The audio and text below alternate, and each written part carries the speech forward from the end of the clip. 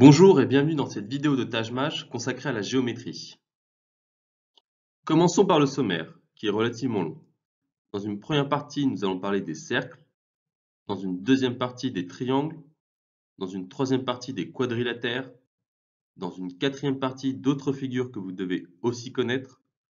La cinquième partie sera consacrée aux notions de périmètre et d'aire. La sixième partie à celle de volume et d'aire latérale. Dans une septième partie, nous parlerons coefficient d'agrandissement et de réduction. Dans une huitième partie, nous évoquerons le théorème de Pythagore et celui de Thalès. Et enfin, nous finirons par quelques notions sur les angles. Procédons tout de suite à l'étude de la première partie, consacrée au cercle. La définition mathématique d'un cercle de centre haut de rayon R est la suivante. C'est une figure formée de l'ensemble des points situés à une distance R du point O. On va appeler diamètre du cercle la longueur 2R, c'est-à-dire 2 fois le rayon. Voici la représentation d'un cercle. Passons tout de suite à la deuxième partie, consacrée cette fois-ci au triangle. Un triangle est une figure qui va posséder 3 côtés, 3 sommets et 3 angles. Quelques propriétés que vous devez connaître sur les triangles. Le côté d'un triangle ne peut être inférieur à la somme des deux autres côtés. Les sommes des angles d'un triangle vaut toujours 180 degrés. Il est toujours très important de le retenir. La somme des angles d'un quadrilatère vaut toujours 360 degrés. Définition d'un triangle rectangle. C'est tout simplement un triangle qui va posséder un angle droit, c'est-à-dire un angle à 90 degrés, comme vous pouvez le voir sur la droite.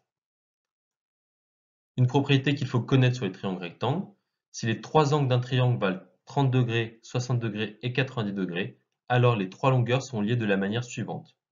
On a une longueur qu'on note C, l'autre longueur va valoir 2C, et la troisième longueur va valoir C racine de 3. Un triangle isocèle, c'est un triangle qui va posséder tout simplement deux côtés de même longueur. Une propriété qu'il faut connaître sur les triangles isocèles, si leur sommet mesure 60 degrés, alors il est équilatéral. Définissons donc directement ce qu'est un triangle équilatéral. C'est tout simplement un triangle qui possède trois côtés de même longueur et trois angles égaux. Vous avez une représentation d'un triangle équilatéral sur votre droite. Procédons maintenant à l'étude de la troisième partie qui est cette fois-ci consacrée au quadrilatère. Un quadrilatère, c'est une figure qui possède quatre côtés, quatre sommets et quatre angles. Premier quadrilatère que vous devez connaître, un trapèze. Ça va être un quadrilatère possédant deux côtés opposés parallèles. Sur la figure, il se situe ici et ici. Définissons maintenant ce qu'est un parallélogramme. Un parallélogramme est un quadrilatère dont les deux côtés opposés sont parallèles 2 à 2. Quelques propriétés à connaître d'un parallélogramme. Les deux angles opposés sont égaux 2 à 2. Vous le voyez ici. Cet angle-ci est égal à celui-ci. Et cet angle-là est égal à cet angle-là. De même, les diagonales du parallélogramme se coupent en leur milieu. Vous voyez très bien ici que la longueur ici et ici sont la même, et ici sont les mêmes. Vous avez souvent entendu parler du losange.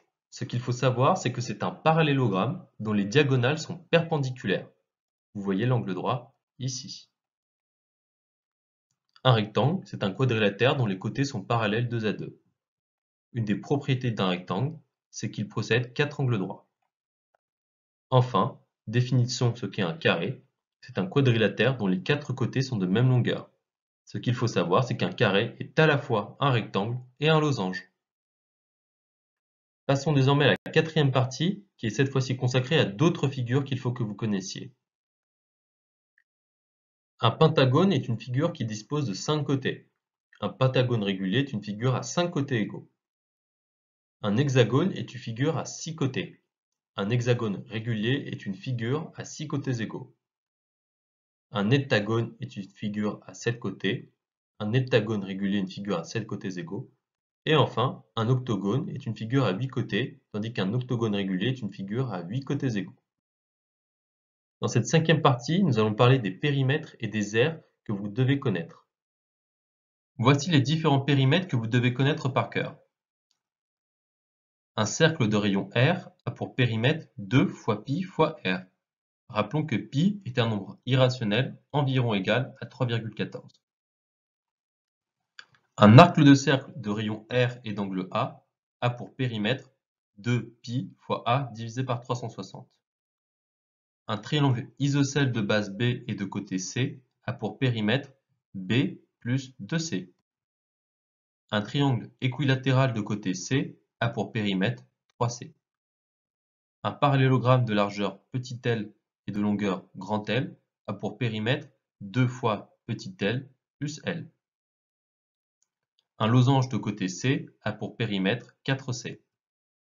Un rectangle de largeur petit l et de longueur grand L a pour périmètre 2 fois, ouvrez la parenthèse, petit l plus grand L, fermez la parenthèse. Un carré de côté petit c a pour périmètre 4 fois petit c. Comment calculer maintenant l'aire d'un triangle? Soit B la base d'un triangle et H sa hauteur. Tout simplement, l'aire d'un triangle est égale à B fois H divisé par 2. Lorsque vous calculez l'aire d'un triangle quelconque, vous pouvez choisir la base que vous voulez. Le principal étant de conserver le principe suivant. La base est toujours perpendiculaire à la hauteur. Ainsi, il existe plusieurs manières de calculer un triangle quelconque, comme vous allez le voir par la suite. Procédons à 2 exemples afin que vous compreniez mieux. Dans le triangle à droite, on choisit C comme base. H1 est la hauteur de la base C.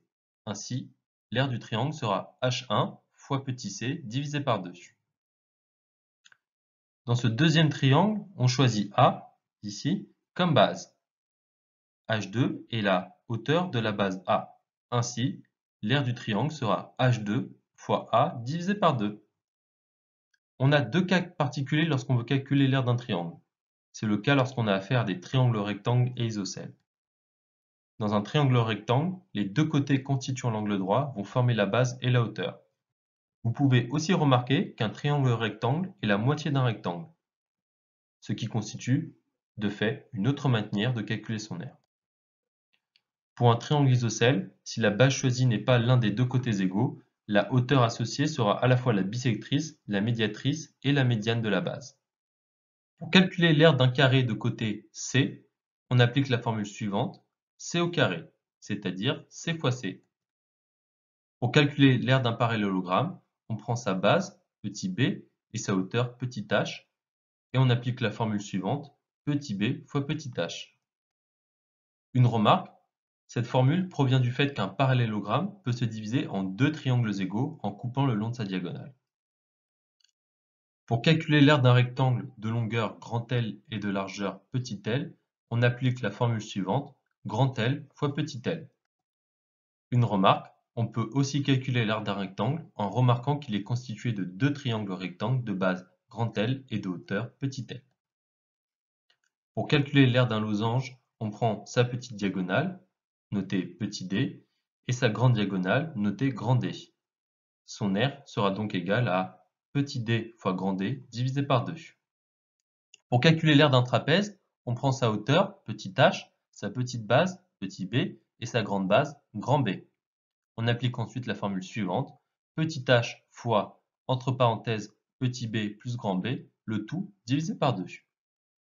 Calculons maintenant l'aire d'un disque ou d'une portion de disque. Soit R, le rayon d'un disque. L'aire du disque est égale à pi fois R au carré. Soit le rayon d'un disque, on considère une portion de ce disque dont l'angle est égal à A. L'aire de cette portion de disque est égale à pi R au carré fois petit a divisé par 360. Attaquons maintenant la sixième partie consacrée au volume et aux aires latérales. L'aire latérale d'un solide, c'est tout simplement l'aire de l'ensemble de ses faces latérales en excluant sa base. Calculons le volume et l'aire latérale d'un parallélépipède rectangle, autrement appelé pavé droit. On définit une longueur, grand L, une largeur, petit l, et une hauteur, petit h.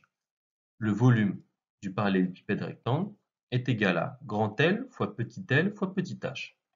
Son aire latérale est égale à 2 fois, entre parenthèses, grand L fois petit l, plus petit l fois petit h, plus grand L fois petit h. Calculons maintenant le volume d'un cône. Pour cela, on prend son rayon et sa hauteur. Ensuite, on applique la formule suivante. On fait 1/3 fois pi r au carré fois petit h. Calculons maintenant le volume et l'aire latéral d'une sphère. Pour une sphère, on définit simplement son rayon petit r. Son volume est égal à 4/3 fois pi r au carré. Son aire latérale est égale à 4 fois pi fois r au carré.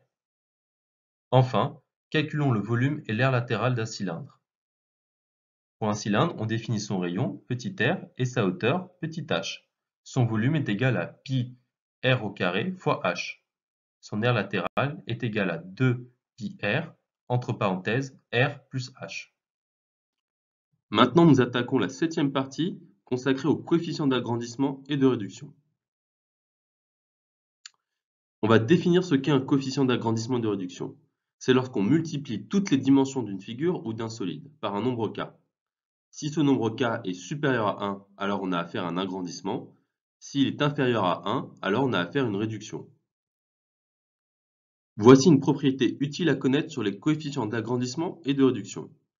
Lorsqu'on agrandit ou réduit les dimensions d'une figure, si on a multiplié ces dimensions par k, alors les périmètres vont être multipliés par k, les aires par k carré et les volumes par k cube. Prenons un exemple. J'ai un cube. Je multiplie chacune de ses arêtes par 5. Alors, la valeur de son périmètre sera multipliée par 5, la valeur de son aire sera multipliée par 25 et la valeur de son volume sera multipliée par 125. Nous arrivons à notre 8e et avant-dernière partie consacrée au théorème de Pythagore et au théorème de Thalès. Pour appliquer le théorème de Pythagore, on part d'un triangle rectangle. On a un premier côté noté A, un deuxième côté noté B et un troisième côté noté C. C est appelé l'hypoténuse du triangle rectangle car c'est son côté le plus long. D'après le théorème de Pythagore, on a A au carré plus B au carré est égal à C au carré. Autrement dit, la somme des carrés des côtés de l'angle droit est égale au carré de l'hypoténuse. Il faut que vous connaissiez quelques triangles pythagoriciens par cœur. D'abord, définissons ce qu'est un triangle pythagoricien. C'est un triangle dont la longueur des côtés sont des antinaturels. Il existe pour vous 4 triangles pythagoriciens à connaître par cœur. N'hésitez pas à mettre pause pour prendre le temps de les noter. Le théorème de Thalès. Pour le théorème de Thalès, on définit un triangle ABC avec une droite DE parallèle au côté BC du triangle ABC. Regardez le schéma suivant. D'après le théorème de Thalès, on peut dire que AD sur AB est égal à AE sur AC, qui est égal à DE sur BC. Et nous arrivons à la 9e et dernière partie consacrée aux angles. Commençons par définir les angles alternes-internes. On dit que deux angles sont alternes-internes lorsqu'ils sont formés par deux droites et une droite sécante aux deux premières, et aussi lorsqu'ils sont situés de part et d'autre de la droite sécante. Prenez le temps d'étudier les schémas suivants. Une des propriétés importantes que vous devez connaître sur les angles alternes-internes, c'est qu'ils sont égaux 2 à 2. Autre définition à connaître, celle des angles opposés par le sommet. Deux angles opposés par le sommet sont deux angles possédant le même sommet et dont les côtés sont dans le prolongement les uns des autres. Ce sera beaucoup plus clair avec le schéma suivant.